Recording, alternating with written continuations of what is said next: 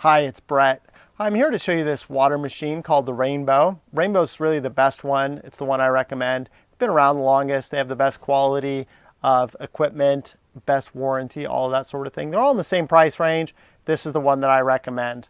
One of the reasons I recommend a water machine is because it's a certified air purifier. So you turn it on and it literally sucks all of the dirt, the contaminants, the airborne toxins, whatever is in the air gets sucked right into the water, and then it comes out clean, fresh, water washed air. It only takes 5 or 10 minutes in a small room, 15 or 20 minutes in a larger room to suck the air through the water and purify the air for you. It also regulates the humidity in the air. So if the air is too dry in your home, it'll put some moisture in the air. If the air is too moist, it'll actually trap some of the moisture that's in the air. The other thing that I really like is that you can put essential oils in this machine. So you can put a couple drops of pine in there at the end of the day, and your home will smell like a pine grove, and it'll reduce your cortisol levels. You can put peppermint in there, and it'll enhance your cognitive performance.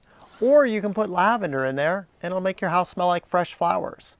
So it does several things. It's a certified air purifier, it humidifies, it traps all the contaminants, and then it makes your house smell absolutely wonderful.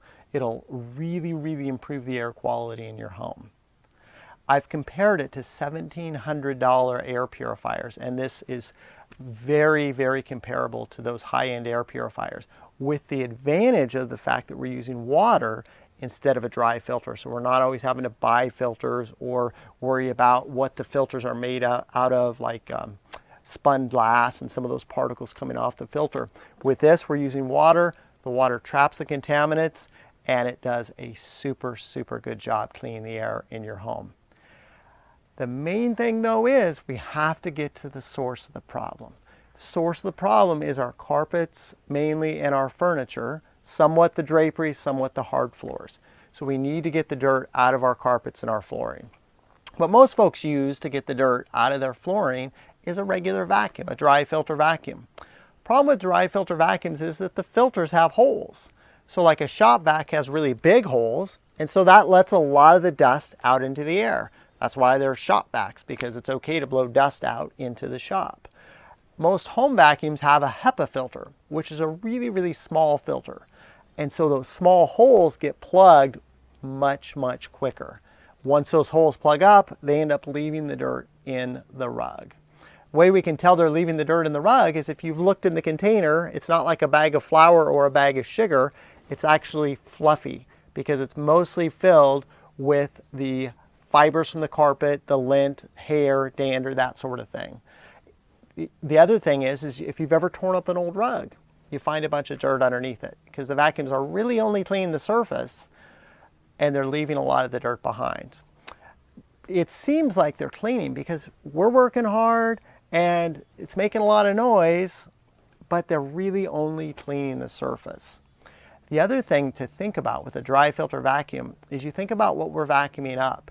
We walk through parking lots, public restrooms, all sorts of stuff. We don't even realize what we're walking through. And then our carpets wipe the bottom of our shoes off. Those contaminants dry up. And then the contaminants that were already there, from the fire retardants to the petrochemicals that the carpets were made out of, those dry up and deteriorate as well. And then we vacuum them up, and then we concentrate them into a container. And then with a dry filter vacuum, you're literally filtering your family's precious breathing air through that contaminated container full of filth. And then it's blowing a large percentage of those particles out into the air for you to breathe.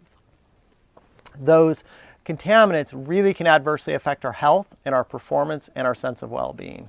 They're a serious problem, breathing those contaminants, and dry filter vacuums can be one of the worst polluters of the air inside your home. I'm going to show you now actually how dry filter vacuums work as far as the filters plugging up. This is going to be a miniature version of a dry vacuum. That's going to represent the filter. And whenever you have a filter, you're going to have particles that blow out into the air. So this second one is going to show us the particles that blow out into the air. So we have a new clean filter, and when you have a new clean filter, you have lots of power, okay?